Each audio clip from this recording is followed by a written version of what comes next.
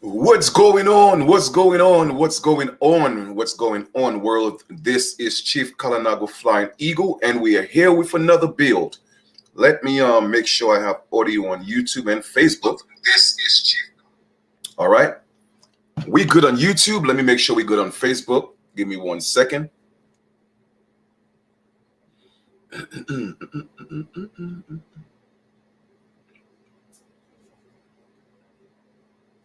All right, so we good on Facebook. First off, I like to start off things by acknowledging the great spirit, universal intelligence, the source that I am, what some of us or most of us, we call God, right? I want to acknowledge my ancestors, always thanking them for guidance and protection, and knowing that I am them and they are me, and I'm here on a mission. I'm here on a purpose, and it's a beautiful thing to know your purpose, but not just knowing your purpose, but stepping into your purpose and serving your purpose. So as you know, I told everybody on 12/12, we were going to get into a segment on our platform, because this is not just my platform, all right? This is our platform, all right? Where we're going to be talking about, mental illness. We're going to be talking about the trauma, the pain, and, and the joys as well of growing up. Because what I've realized is that, mental illness it's so rampant in our communities. And the problem for me is that it's normalized. Okay, a lot of people don't know they are suffering from what we call mental disease. Now, before I even go further, I'm not a psychiatrist. I'm not a professional. I'm just here giving a platform to my brothers and sisters, who are willing to come talk about, their life, their journey, their story, what they have been through. All right. And hopefully, we could find a way to work towards, wealth-being, mentally, that is. Okay. So with that being said, we have an amazing guest on here. That's, what I know about her energy is great. And she's definitely come a long way towards working on herself. And isn't that what life is all about? So when I put the information out there that I wanted to do that type of show, she volunteered to tell her story. And this is so important for me. And I'm not here to judge. So that's why I'm going to give her a chance to tell her story. Okay, because we all have different backgrounds, but we have to address that situation. So I'm going to allow her to introduce herself, and we'll take it from there. Okay, I'm really, really excited.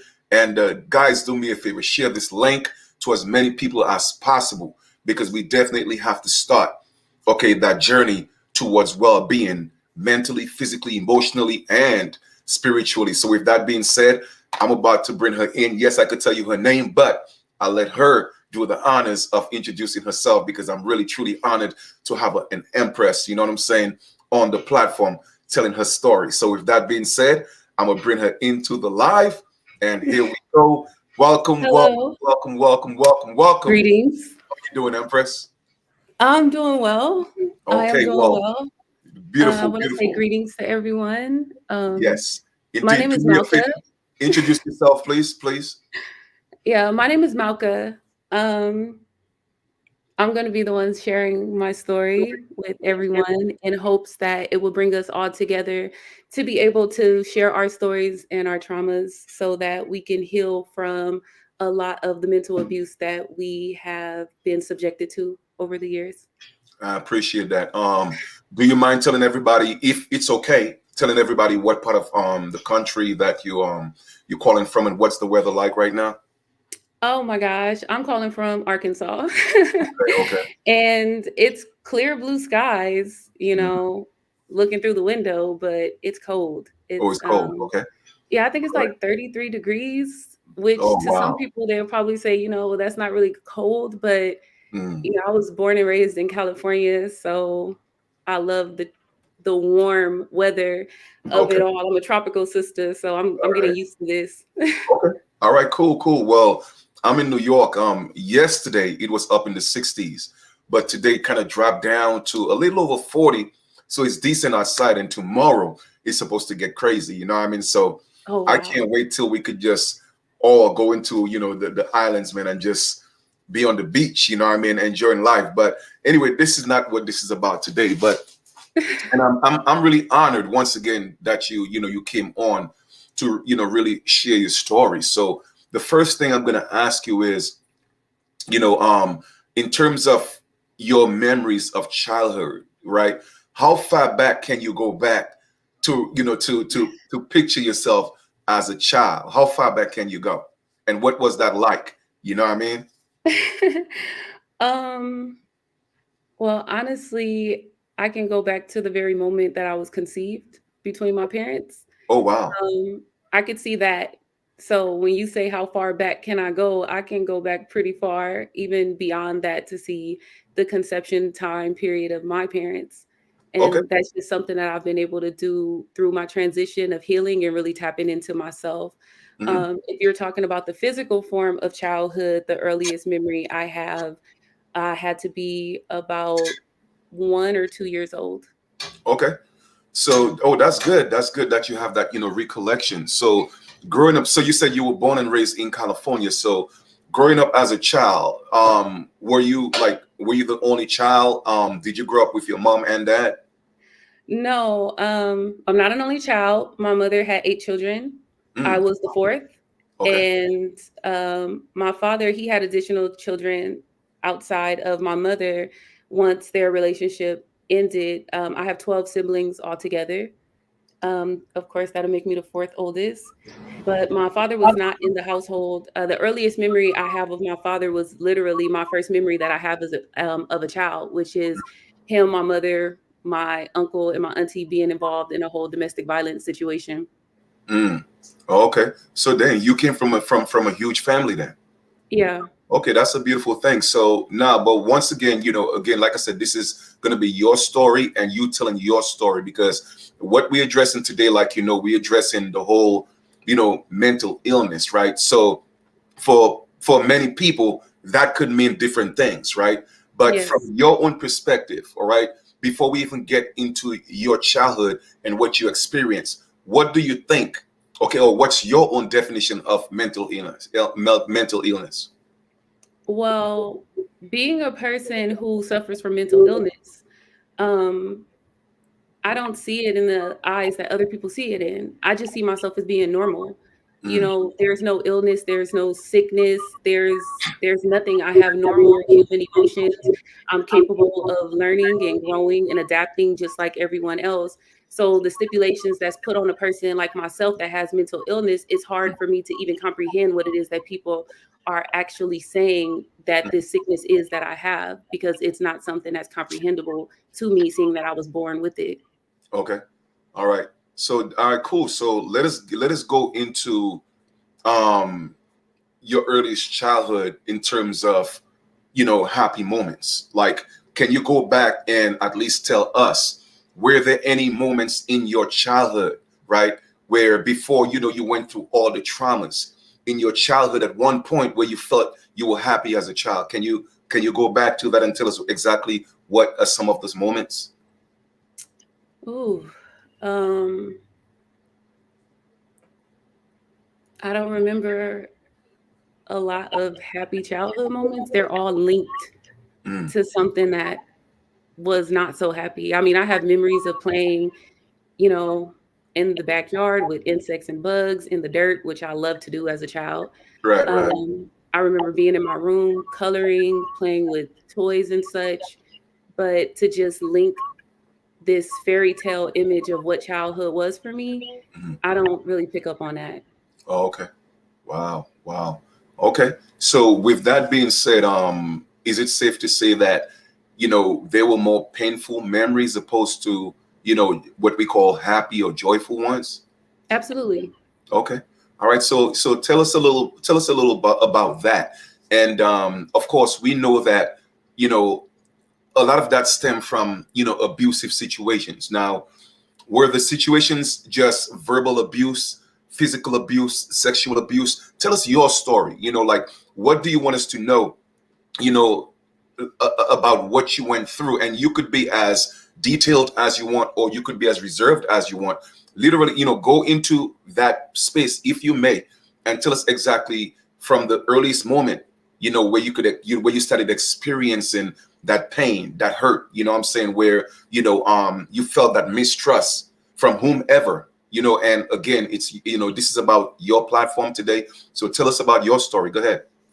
Well, of course, it will all stem from the very first memory I have, which is centered around my childhood. Mm, You know, I remember sitting on brown carpet. I remember seeing the pants legs of all of the adults there. And I remember just playing, entertaining myself with a toy, but it was chaos and confusion all around me because mhm, there was fighting going on. And then in the next moment, it was me getting snatched up and pulled and put into a vehicle and driving away while my mother was still yelling and cursing and hysterical about the circumstances that had taken place.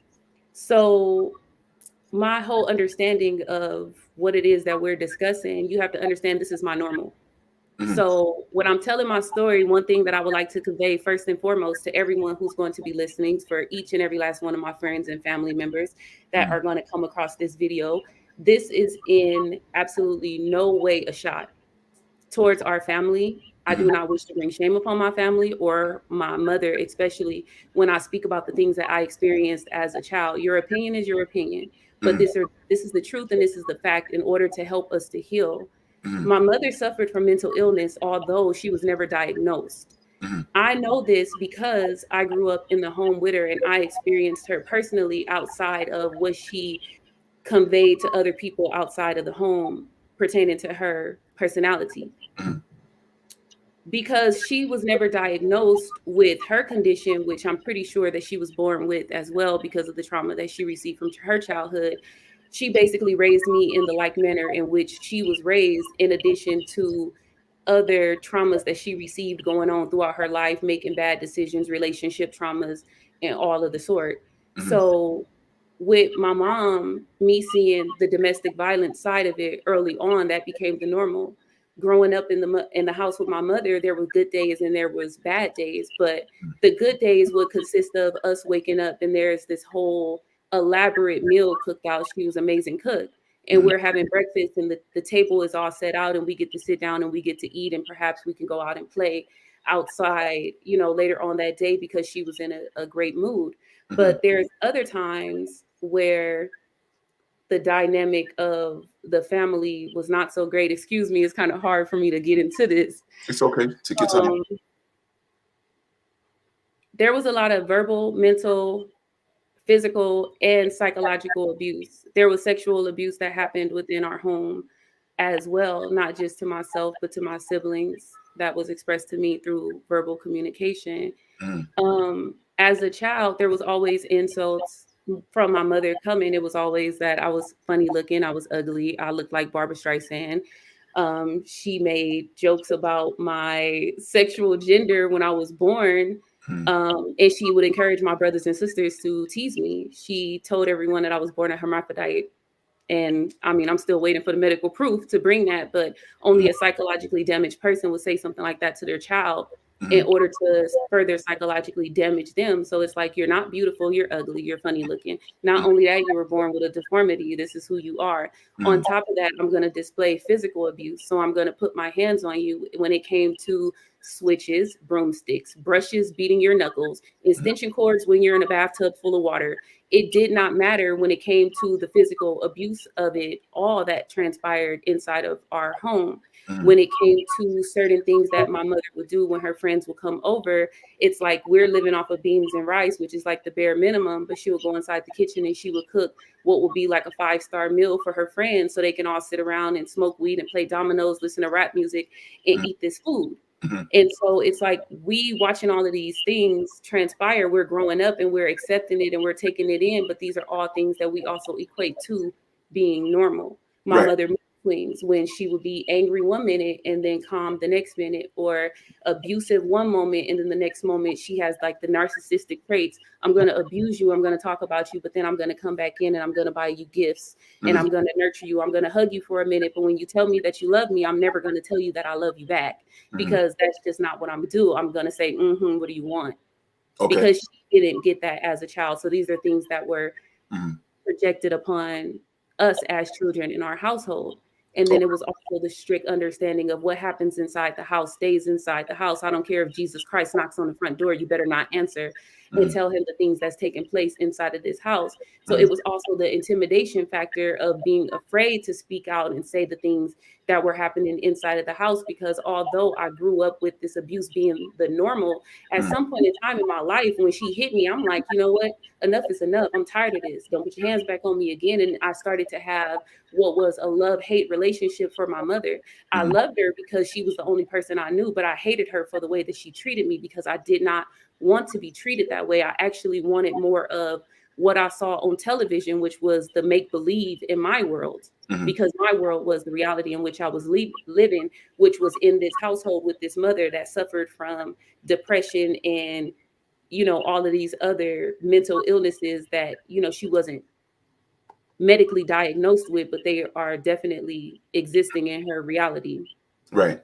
Well, and I appreciate that. Well, and first thing I want to address a comment that was made in the chat. Okay. Um, Neither me or the sister here is not saying that abuse is normal. We said it's perceived as normal. No, at no one point she said it was normal, or I said it was normal. Okay, it's just that, like I said, it has become the norm because that's what a lot of people are used to. You see what I'm saying? So it becomes the norm. It doesn't mean that it's not. It doesn't mean it's normal. You see what I'm saying? So I just wanted to point that out. Okay. So with that being said, um, when it comes to, and of course we know that hurt people, right? And this is a cycle that has been passed down. Okay. So I know you mentioned something about a party and you were snatched away. Tell me a little bit more about that. How old were you then? And when you got snatched away, where did you go? Where were you taken? And who took you? And exactly what happened? Um, that particular situation, I'm gonna save that for my book. Oh, okay, okay. All right, that's fine. Oh, so you definitely you're gonna tell your story in a book form. It's something that I'm working on for the projected future to go more in depth. It's a lot of things that I struggle with vocalizing Mm, about my traumas. It's easier for me to write them down than to actually speak them because they bring about way too much to emotion. right. And sometimes even getting down a sentence on a piece of paper, it takes me about an hour to get those words down. So it's some things that I just cannot tap that deeply into to be able to physically express them through words. Okay, I Um, totally respect that. So okay, so let us look at another situation, right? I know you mentioned a lot of a lot of physical abuse, right?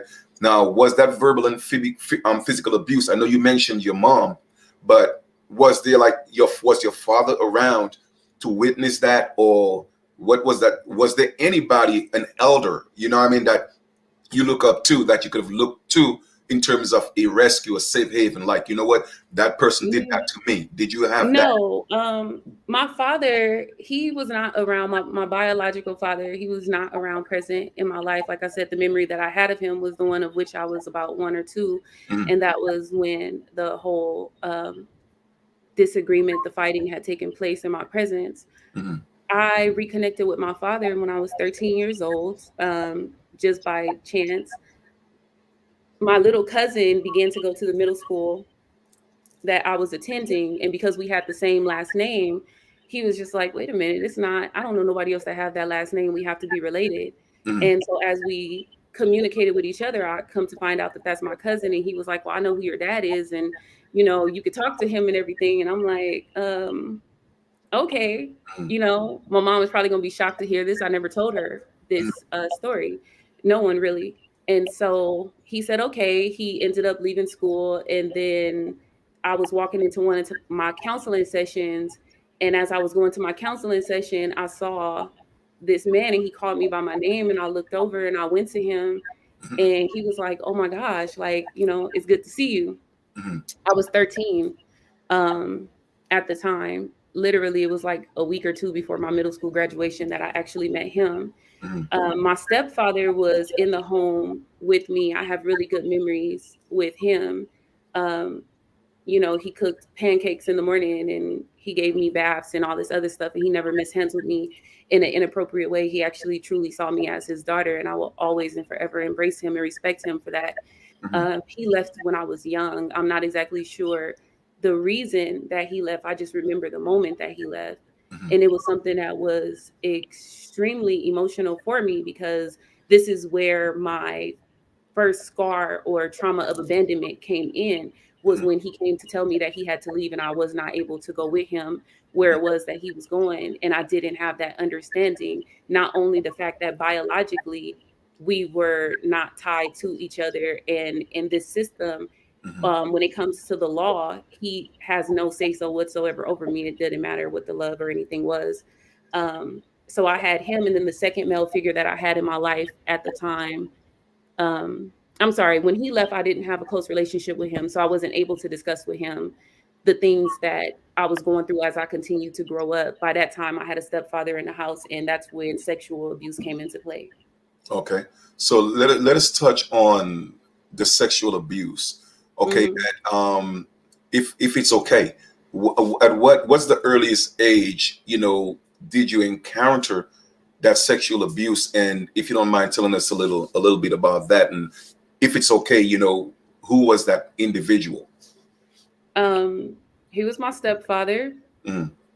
Um,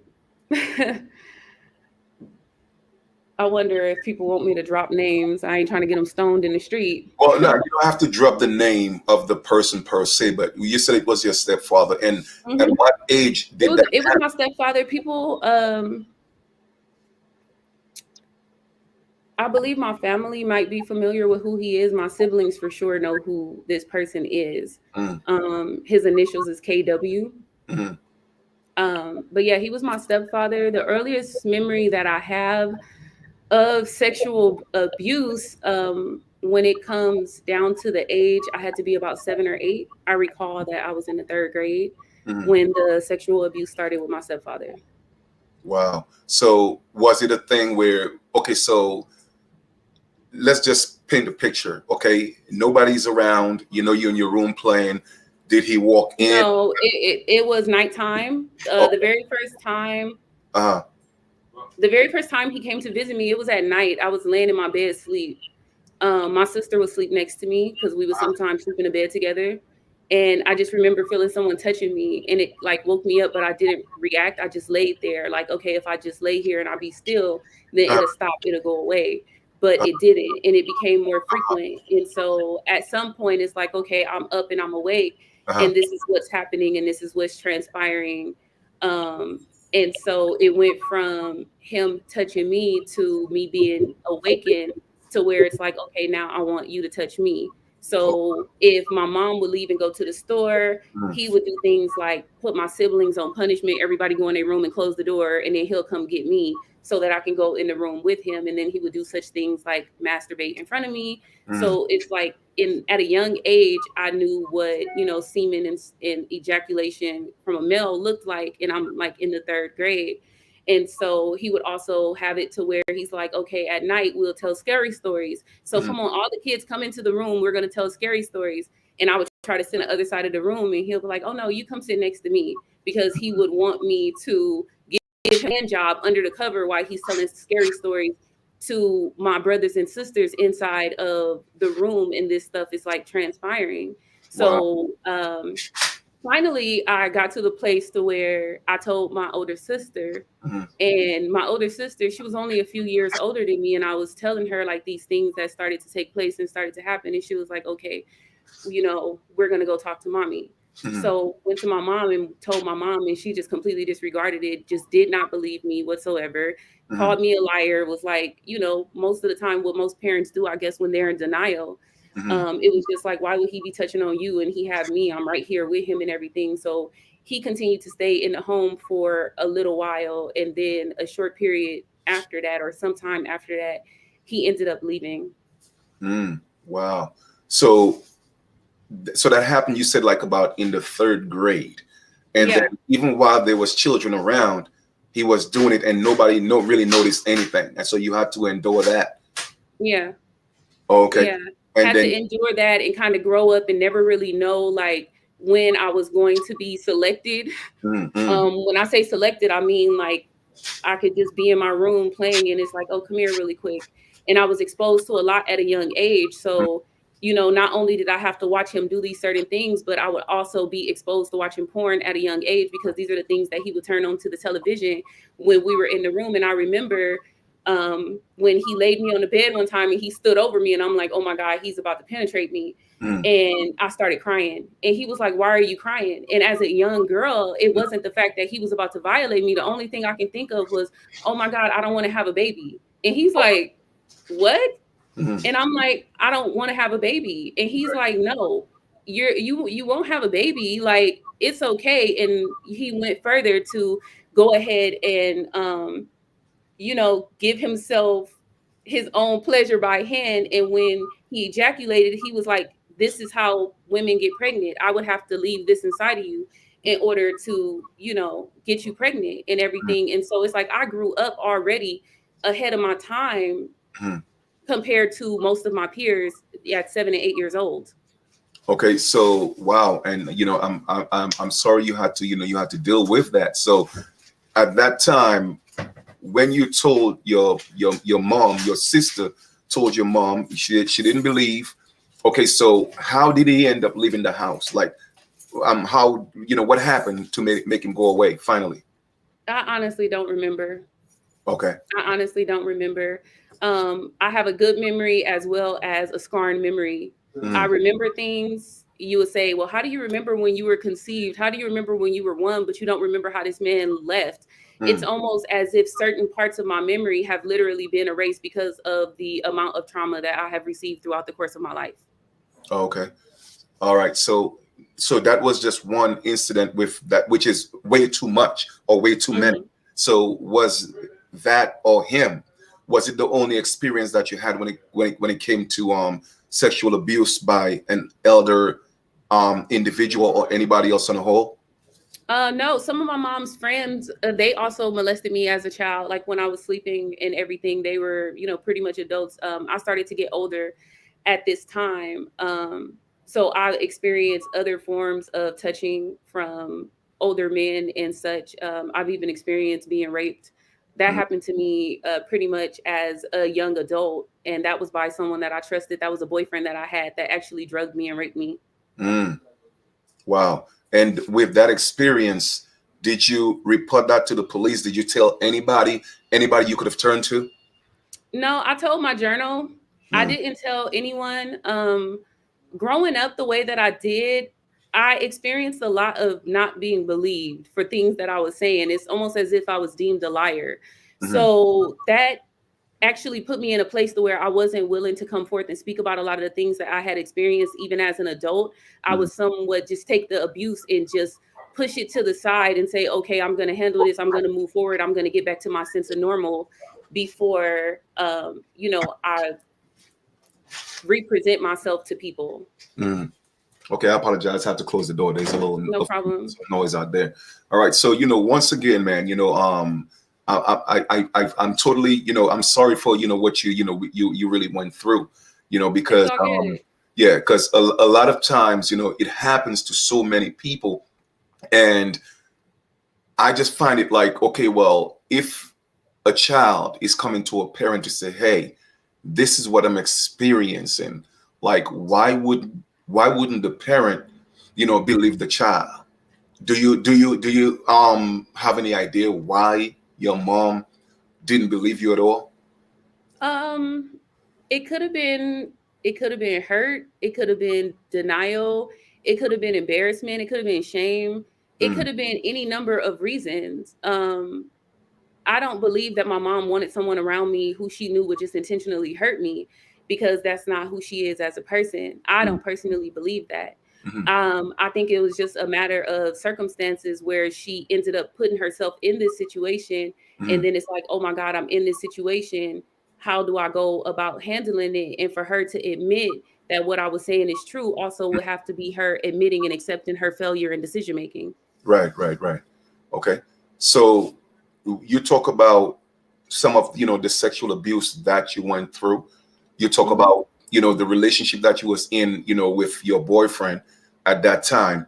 and he drugged you and raped you, right? Now, when it comes to that gentleman, okay, now a lot of times when things happen to young ladies, people always say, well, you know what, you could have said no, you could have this, you could have fought back, right?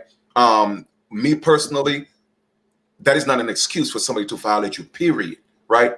But at that age, right, you know, did you fight the young man? Did you say no? No, I did not fight, and I would love for someone to come and challenge why I didn't. Mm, Like I said, I was a young adult. I was 22, mm, 23 at the time. mm, I was no longer a child. mm, I just want to make that understood. right, I went out with this person that I trusted, that I was already in a relationship with. right. And we went to a bar. We went to Universal City Walk at the time. It was a place called the Saddle Ranch that Mm, was there. If you're familiar at all with Hollywood, California, that's mm, where people will go. And yeah, he gonna know exactly who I'm talking to with this story. I don't even have to say his name. right, right. Um, and I ordered a Long Island iced tea, and he was like, "Get it from the top shelf." And I'm like, "Okay, I don't really drink, so I was just gonna sip on it all night."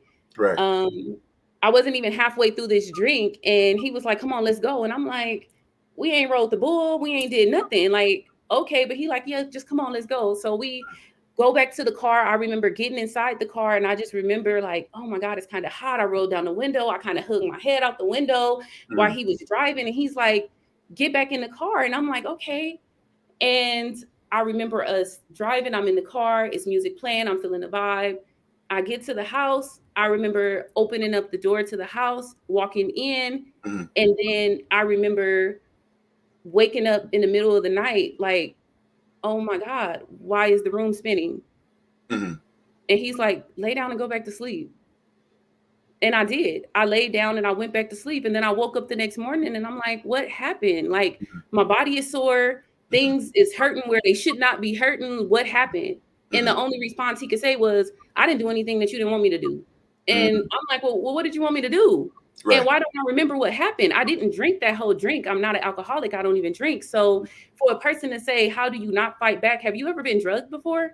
Do you No, know what didn't. it's No, like where right. you wake up and you know something ain't right, and you Mm, know something wrong, but you can't quite pinpoint it. And then by the time your memory do start to come back and the images start to flash and you see little things that was happening, and you like, "Oh my goodness, it's already weeks and months down the line that mm, your memory is starting to come back from this particular experience." And it's some women out there that get drugged when they memory don't never come back from the experience. They right. know that it happened, but they can't recall that it happened because that actual memory never comes back. So Mm, yeah, why don't women fight back? wow. Wow.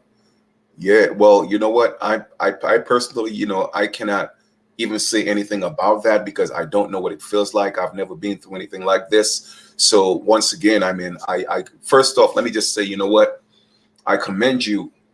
One, not because of what you went through, but because of the way that you stepped up, and you became, and you are an amazing young woman.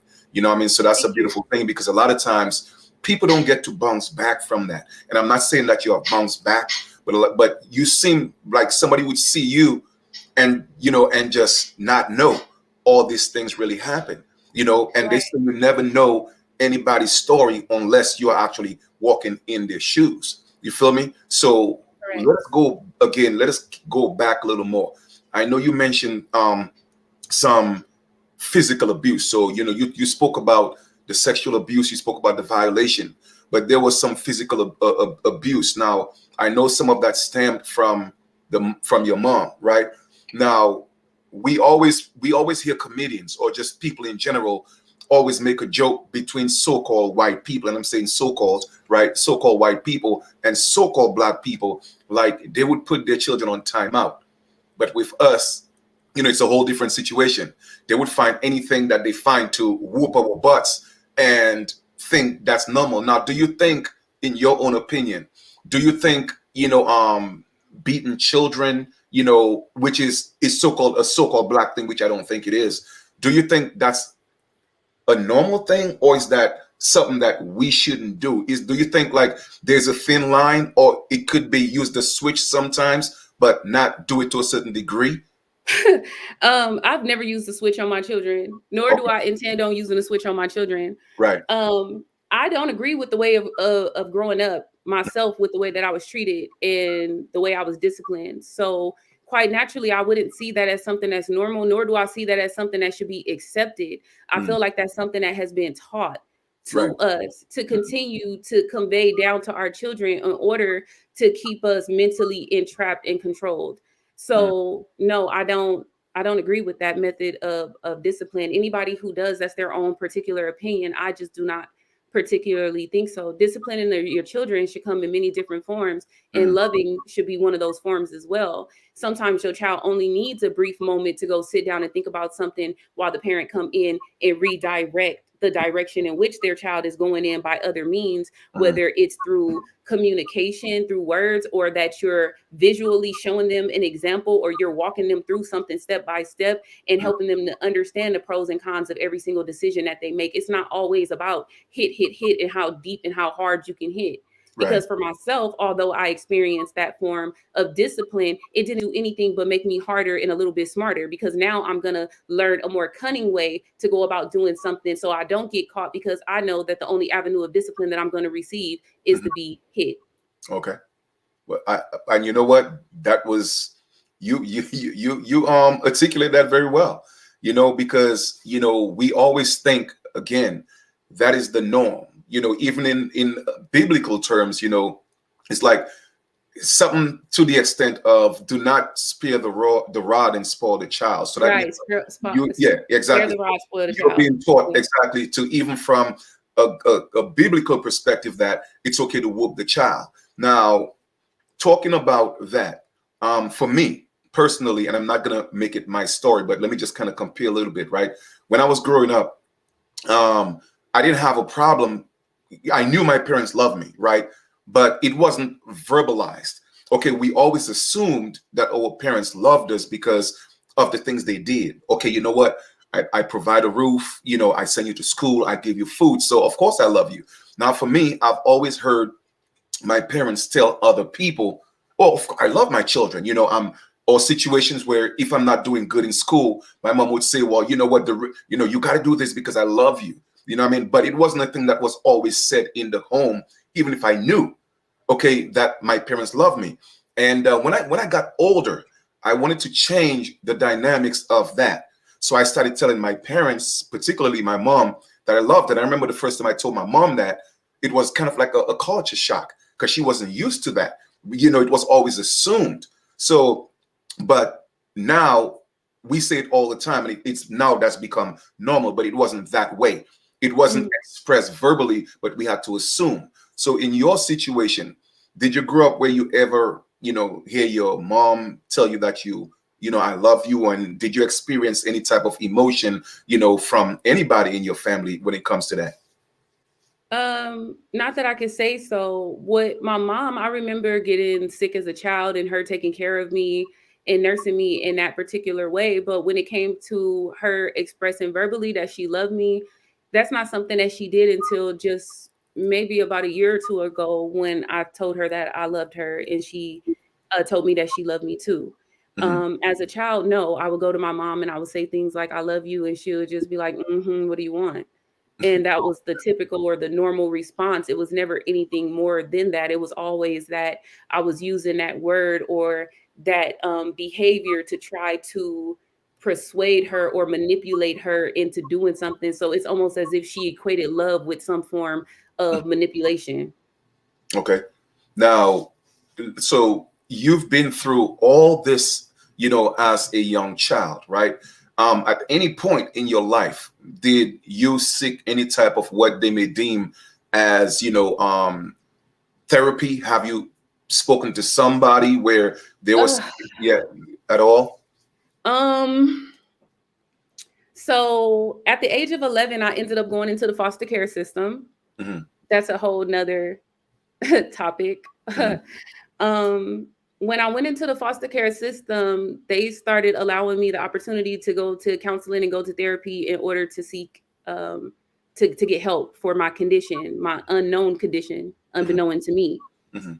When I went into the foster care system, one thing was very clear. that I understood right away was that they were not there for me. Mm, They immediately wanted to put me on medication. Because of the things that I was expressing, that I was feeling, trying to really understand what it was that mhm, I was feeling. Because once I went into the system, it instantly became I was a problem. Something was wrong with me. And I'm like, wait a minute, what's wrong with me? I'm normal. mm, I'm not doing anything. I haven't broken anything. I'm not getting in trouble. I'm not stealing. All of the normal questions that a child or any other person would ask if somebody is saying that they're doing something that they're not supposed to be doing. mhm, So when I went to go see these counselors, it was a lot of things where I felt like they were more so tearing me down than building me up. mm, I remember one of the counselors that I went to see, or the therapist that I went to see, with one of, oh my goodness, I was inside of this lockdown facility called McLaren Hall, mhm, which everyone can look up. It's in El Monte, California. mhm, Horrible, horrible place. Look it up. You'll see for yourself. Um, I remember when I first got there and it was giving me a psychiatric evaluation, and I went to go see the psychiatrist, and the psychiatrist was like, "Oh, hey, and it's good to see you here." And I'm just like, "Yeah, it's cool. You learn to put on the show of what it is that they want to see, answer the questions the way that they wanted them to be answered and everything, so you could pass the test with flying colors, so you no longer have to be diagnosed and medicated." mhm, And he was like, "Well, we never got a chance to talk about what you want to be when you grow up." And I was like, "I want to be a lawyer." And he mhm, was like, "Wow, really, a lawyer?" And I'm like, "Yeah, I can see myself being a lawyer. I like to stand up for people. I like to defend people. I definitely like to, combat and have a challenge and everything. And mind you, I'm young. I'm in middle school, I believe at this time. No, I could have been in high school, maybe ninth grade or something. Anyway, he's like, "Yeah, that's great. When you go into these places, you do like these assessment tests and everything else." So he started going through his files, and he's flipping his files, and he's like, "A lawyer, you say?" And I'm like, "Yep, I'm gonna be a lawyer." And he's like, "Not according to your test scores. You can't be a lawyer. You're not smart enough." wow. Mm, Excuse me? Yeah, mm, I don't. And now I'm a child, and I'm sitting there, and I'm like, "Oh, I'm sorry. Are mm, you okay? It seems like, no, I'm fine. Well, it just seems like you're down. No, I'm okay. Well, is there anything you want to talk about? Not exactly. mm, You ready to go? Yep. Okay, well, I guess this, concludes your session. You did well. I'm gonna note down and document what we talked about. It's as if the assistance that I received from the people that was supposed to be here to mm, give it to me wasn't assistance at all. It was just more so to psychologically damage me inside of this system. So I had to heal myself. I had to learn to present myself in a way to be mm, able to speak, articulate myself in a certain way in front of people to fit in with the dynamic of what they considered normal, so mm. that I wouldn't be deemed as someone who was unfitting to fit into society because I was born with mental illness. Wow, wow. So, well, it's safe to say that therapy wasn't really therapy. It was more damaging than anything else. Wow. Yeah, and Okay. it inflicted more wounds because then it lowered my trust factor more than what it was before. Because anyone who did come to me in the form of saying that they wanted something better for me or to help me, I Mm, already did not trust the situation, right. because everyone I had encountered thus far was more so there to sabotage me and trip me up in my life according to what I could understand it to Okay. be. Right. So, and okay. So, and I know that you grew up with your mom. So, how did you, if your mom was there, right?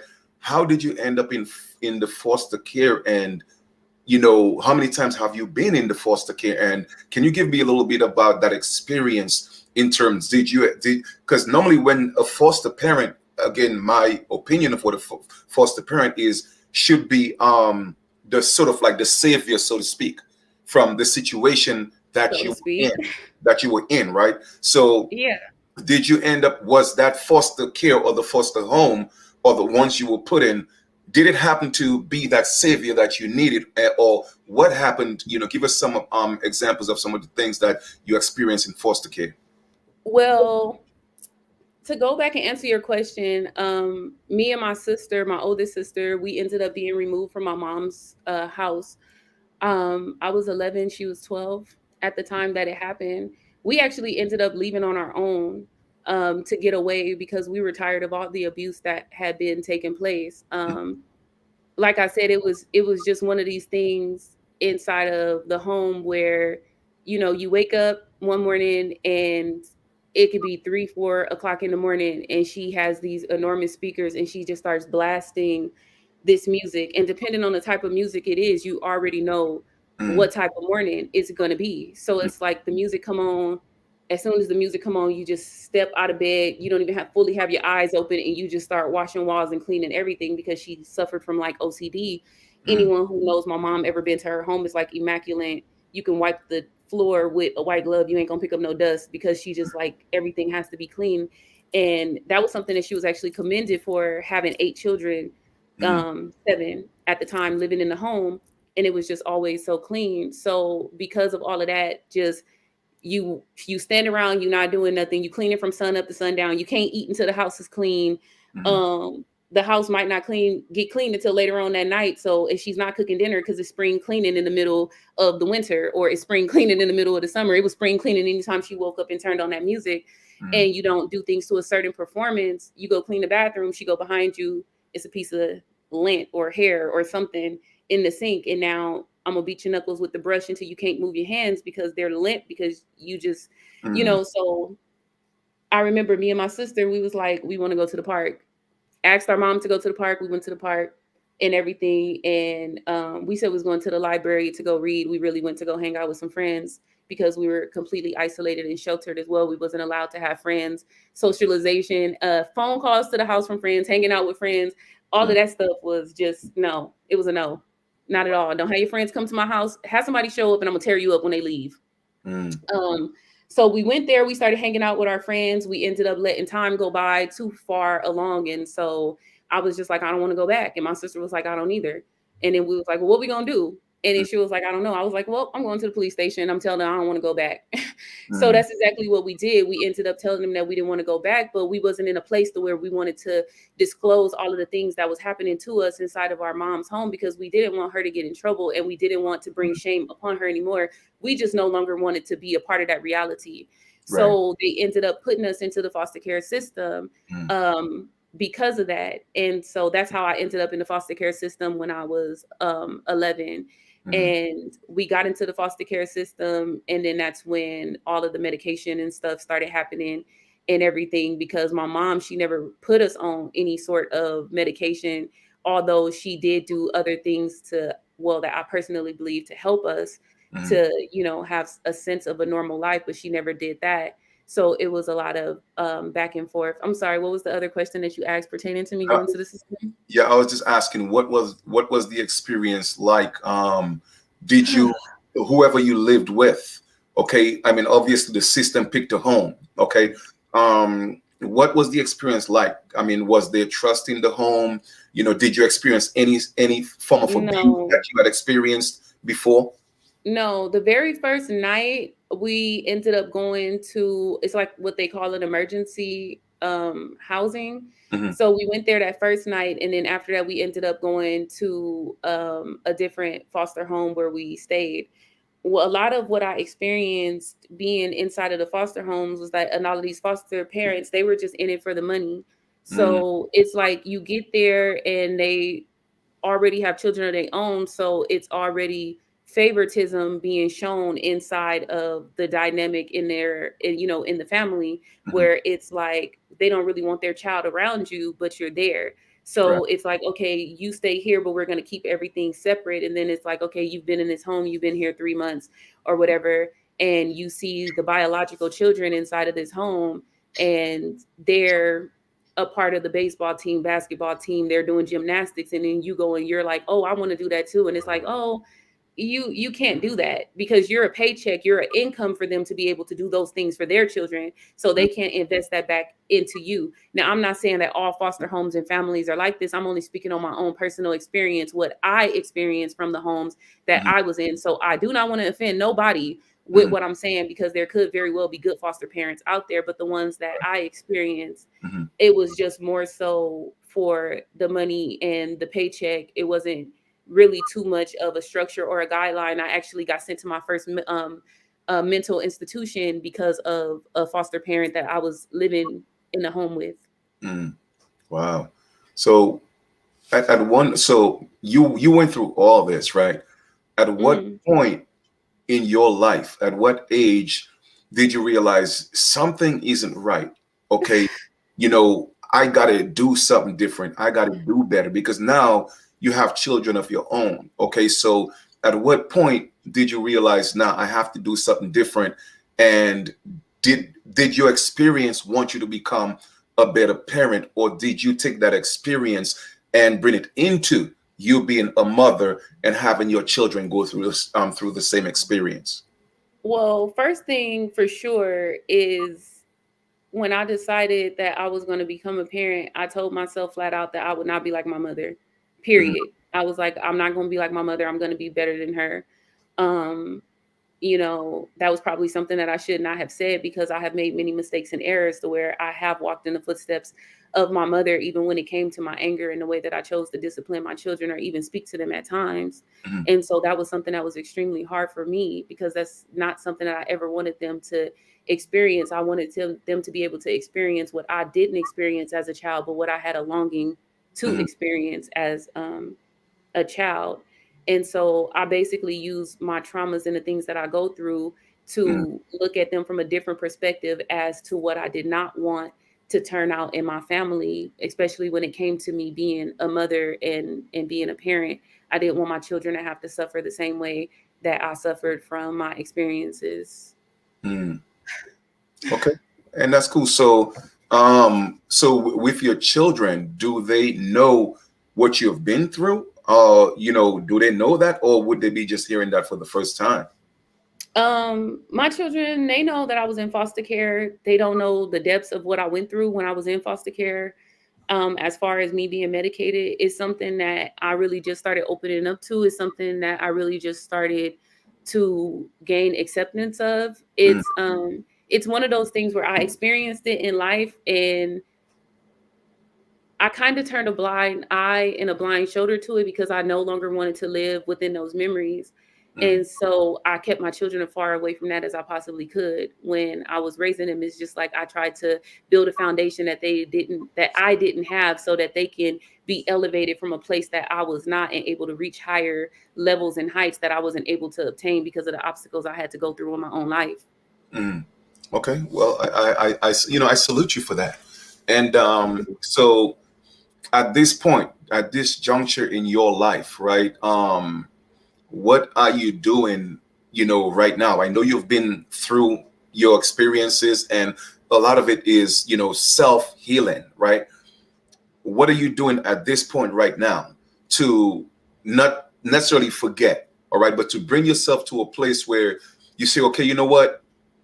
I went through what I went through, but I'm gonna find a way to just be better and love again, or find love again, or whatever the case may be. Right now, what are you doing in terms of the mental disease? And one of the first things to therapy or being whole is to acknowledge. So I commend you for that. Okay, because a lot of times we don't see the problem because we're afraid, we're in denial, we don't want to see it as a problem, but you have identified the problem. So at this point right now, what are you doing, in order to become whole again? What steps are you taking? Well, first and foremost, I'm going back and I'm revisiting all of my traumas that I have experienced, and I am accepting the reality of what they were, how they played out, what I could have done different, how I wasn't able to do these things different, Mm, and what memory I want to put there in place of the memory that I actually have, so that I no longer carry around the darkness of that shadow. So with my healing, it's more so coming forth and not only expressing to myself, but expressing to other people what it is that I have been through, mm, and understanding it from other people's perspective as to how they see and they experienced me. I mm, had to go back and I spoke to my children's father, who I Mm, was in a relationship with, and I asked him what was it like living inside of the home with me, mm, because I can't see things outside of my own perspective, and it was just like a deep breath, and the things that he explained to me, I was like, oh my gosh, I sound like my mother. mm, On so many different levels. And it was mind boggling. And it was something that I didn't want to accept and I didn't want to believe either. Cause I'm like, oh, nah, he's just using this as leverage because, mm, you know, he wants the whole world to see me as crazy. He wants to validate why or who he is as a person, why he done certain things. And the mm, best way to do that is to paint this image of me to be something that I'm not so that people can take his side. mm, Once I finally got past the blame game and saying, but what if what he's saying is true? mhm, You know, ever since I was a young girl growing up in the system, some people been saying something's wrong with you, something's wrong with you, something's wrong with you. And I keep, no, nothing's wrong with me. Stop it. Why are you guys doing this? This is projection. You right. guys want something to be wrong with me and everything else. So it was just finally stopping and asking myself, well, what is wrong with you? And what is it that everybody else is see? What Mhm, is it that everybody else see? So once I started asking people what it was that they saw what it was that they experienced, that's when I had to start gaining acceptance to say, well, if my mom acted this way, mhm, and I would always say something's wrong with my mom, how right. could it be that I'm not possibly acting this way when I literally grew up under this woman from the time that I was born until the time that I was 18 years old? Because although I went into foster care, I was back and forth from the foster Mhm, care system into my mom's house, back into the foster care system. mhm, And also talking to my child, my oldest child is someone that I spoke to, and I had to approach her in a way to where she felt comfortable enough to admit to me, like, you know, yeah, mom, this is what's going on with you. And so when all the people around you, especially someone that you trust and love, can come to you and say, yeah, mhm, mom, this is the situation. And I know that she only wants what's best for me because I raised her to be like me, then I have to come into the point of acceptance. And that's where these conversations come in at, to have these conversations with someone else and say, yeah, this is what I went through, but this is what I want for myself. Although I endured this abuse, I never wanted to go back and project abuse upon other people right. because I just wanted it all to stop. I was tired of the pain. I was tired of seeing the sorrow. I was tired of seeing all of the hatred and the violence and everything else that was going on. I needed a better way to be able to express myself, as Mhm, well as the people that I was in the environment with. They needed a better way to be able to express themselves, but none of us knew how to express ourselves in a way to where the people who saw us as different can understand us. mm. Wow, that's deep. But once again, I totally appreciate, you coming on, and just sharing that with everybody, because there are thousands, if not millions, of men and women, who have dealt with, not just physical abuse, mental abuse, sexual abuse, and there is no avenue for a lot of, in my opinion, that's just my opinion. We don't get to come to the table and talk about that, and yet still other ethnic groups look at us as less because they have platforms, you know what I'm saying? They have the finances, they have different communities where they could go to and get to that place of healing. But for us, it's just always trauma upon trauma upon trauma upon trauma. And people always think we are the problem when it's actually systematic. So Exactly. yeah. One of the things that I experienced, I want to touch on, because you're right, when they see us as a problem and they systematically made us this way to where we did become a problem, but now they don't know what to do with the problem. So the best way to address the problem is to point the finger and to make everyone else accountable for addressing what the problem is. So just like with myself, I couldn't see within myself that I had mental illness, but I could see that my mother had mental illness. I could see that my friends had mental illness. I could see that my niece has a mental illness, but Mhm. I couldn't see that mental illness within myself. Right. Just like with all of my friends that I had growing up in the community, that I was in a foster care facility. So most of my friends that I had, they lived in the group homes with me. They were in the foster home with me. They were in the lockdown facilities with Mhm. me. We Mhm. were all the problematic people, but to each other, we were perfectly fine when we were normal, and we started to adopt feelings for each other. So imagine what it's like. I'm a child, right? I'm 14, I'm 15 years old. These two young women that I became friends with, they're mm, schizophrenia, they have schizophrenia, they, bipolar or manic depressive or something, but we're living inside of this facility mm, where the staff and everything sees our illnesses as problems, but we don't see our illnesses. But what I see as a 13, 14, 15-year-old girl mm, is my 120-pound euro, 220-pound friend getting slammed onto hard concrete floors and pinned down until she pee on herself, and then they administer some drugs into her butt to make her pass out while they drag her away. And mm, then it's like, well, why do I grow up with anger issues? Or why am I wrong when I get angry for you to tell me that something's wrong with me when all I'm doing is expressing normal and natural human behavior? Everyone gets angry, everyone right. gets sad, everyone gets upset with the Mm, things that they're doing. We all feel sorrow, love, and pain.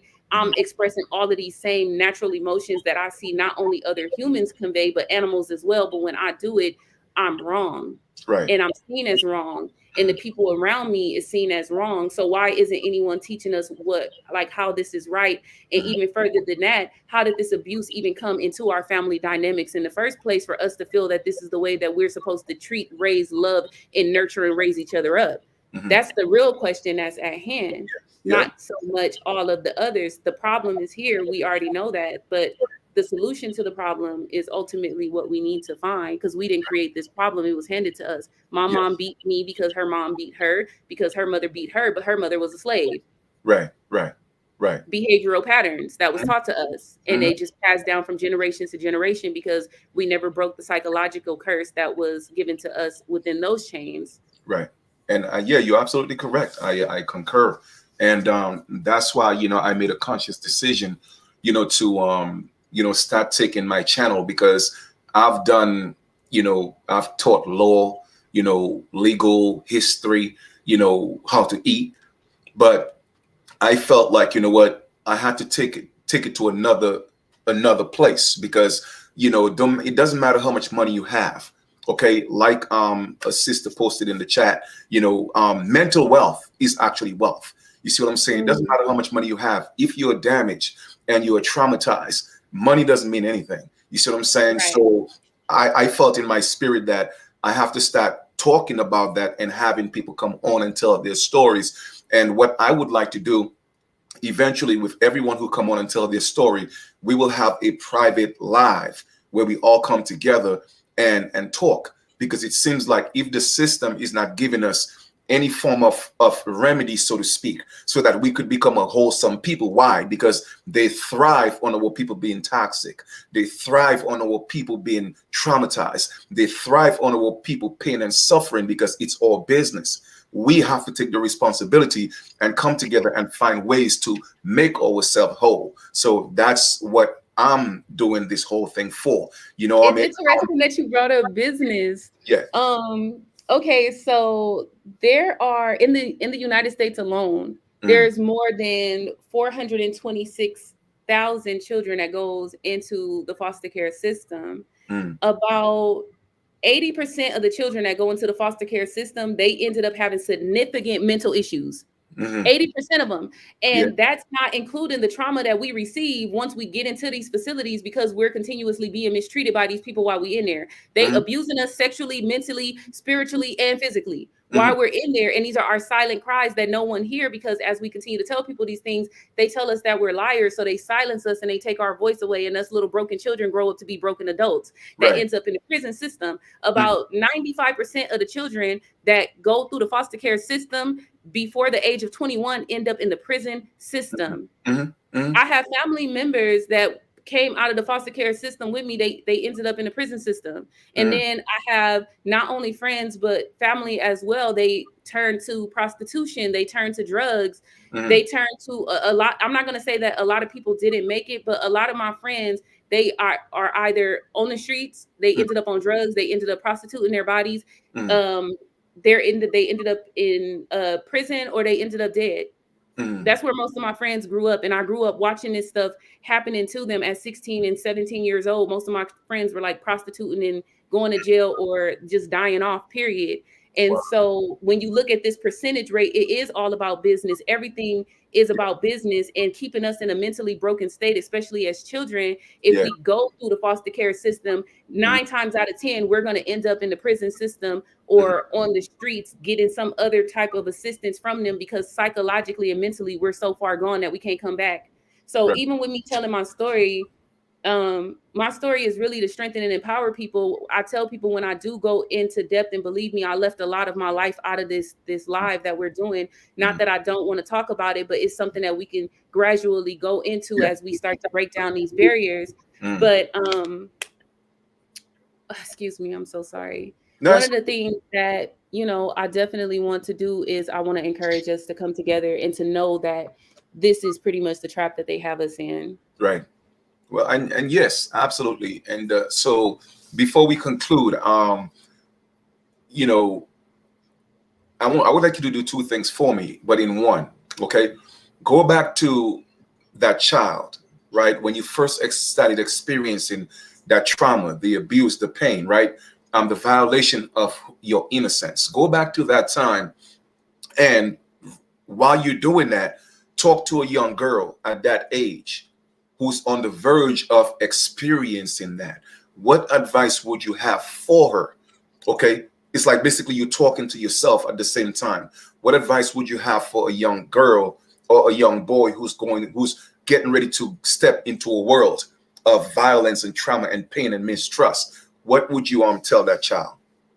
Well, definitely when it comes to the aspect of standing up for yourself, you don't have to be afraid of anything or anyone. There's always a way out of a situation and there's always a better solution to the problem. Lashing out isn't necessarily the right way. I saw too many of my friends make the mistake of lashing out, Mm, which caused others to lash out against them, which ultimately led to them being further damaged and hurt. If mm, you take the time out to actually breathe and think about the situation that you're in, then mm, you can make the decision to get out. Me as a young girl, being molested by my stepfather, I allowed fear to freeze me. So mm, instead of me screaming or running to the first person that I saw as soon as I can, I suppressed that and I held it all inside and I allowed my fear to immobilize me. So don't allow fear to take over. Fear is an option. You don't have to be afraid of nothing in life. mm, Everything in life is an experience and it's a lesson for you. It's all about how you choose to learn those lessons. You could take the right path where you could elevate yourself and uplift yourself from any and every situation that you're in, or you could take a darker path where you will continue to go down a toxic path. But it's all up to you and how strong you choose to be inside. Nothing can actually break you but yourself. mm. Okay. So Yeah.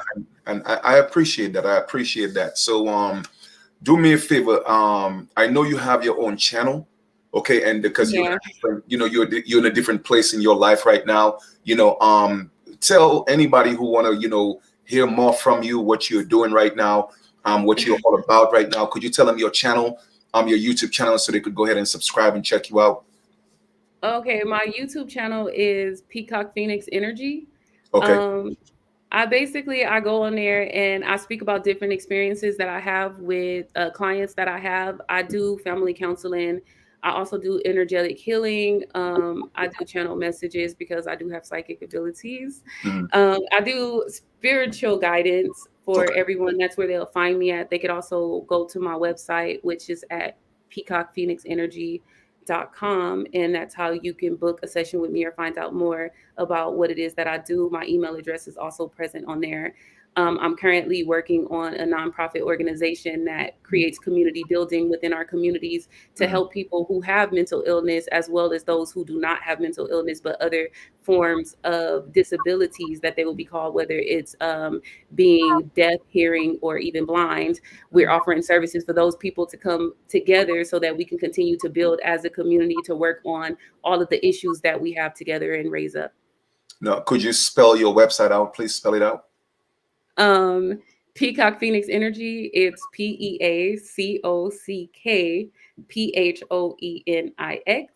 PeacockPhoenixEnergy Yes, I .com. see that. Nola Zona, I think, just posted it, so that's good. Thank you. All right, Thank perfect, you. So perfect. yeah, that's one of the ways to get in contact with me, and I'm open for discussion. I'm definitely open for more interviews like this to Yeah. definitely go in depth. I know I didn't really dive deep. This is the first session. Mhm. There's so many more to come, and I encourage everyone else, especially if you grew up in a family where you deal with mental illness, if you grew up in the foster care system. I grew up in the foster care system in California, but there's people who were in the foster care system all across the United States who have undergone all types of trauma and abuse Mhm. inside of the systems. And I'm just asking everyone for us to come together. Do not be afraid of what you experience. Let's Right. come together and speak about these experiences that we have, because if no one knows, then no one can tell. We were the victims. There's nothing for us to be afraid of, but we should definitely make the people who victimized us accountable for the things that we have to go through. Because again, like I said, broken children become broken adults, and us broken adults are further breaking and damaging our children that's coming behind us, because we're not aware of the damage that was done to us. So we need to heal ourselves in order to heal our children, so that we can come together and heal our nation. Absolutely. And of course, stop the perpetual cycle of pain, damage, and hurt. So that's good. Mhm. What I'm gonna do is, like I said, we'll talk behind the scenes, and we'll talk about when we're gonna set up these sessions, because what I want to do is, people are starting to hit me up and they want to be guests on the show to come tell their story, and I think that is the Great. first step, and I'm so, again, so pleased and honored that you chose to come on and tell your story, and it could help others do the same. Again, this is not just about coming to talk about the pain and the hurt and the anger, but it's also find ways where we could come together, okay, because we are all we got, what I'm saying, to come together Right. and start the healing process. So I really, really, really want to thank you.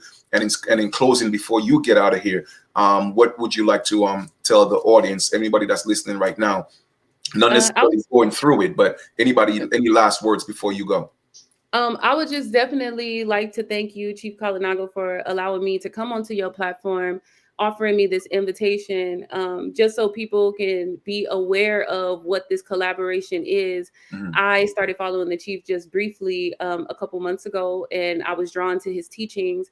One of the things that made me want to come forward was that I noticed that there was a lot of discrepancies within the comment section when he was doing his teachings, because people were basically misunderstanding the communication that was taking place. Even with myself, I was getting triggered by some of the things that he was saying, but because I've gone through a level of healing, I was able to channel that energy. And because I could see how it was affecting me, I wanted to be able to bridge the gap between us that grew up in the United States and those who are outside in other countries of the world, who do not understand what mental disease is or the behavioral patterns that we have here.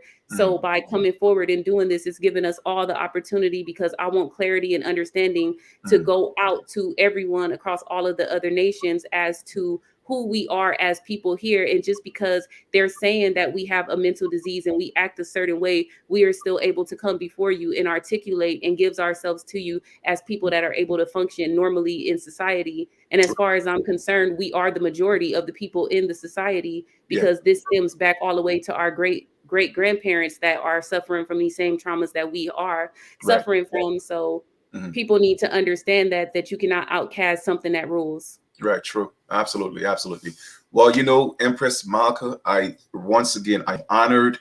It takes a lot of strength, courage, determination. And I just want you to know that, whatever you've been through and you have gone through, the experience, you are so above that.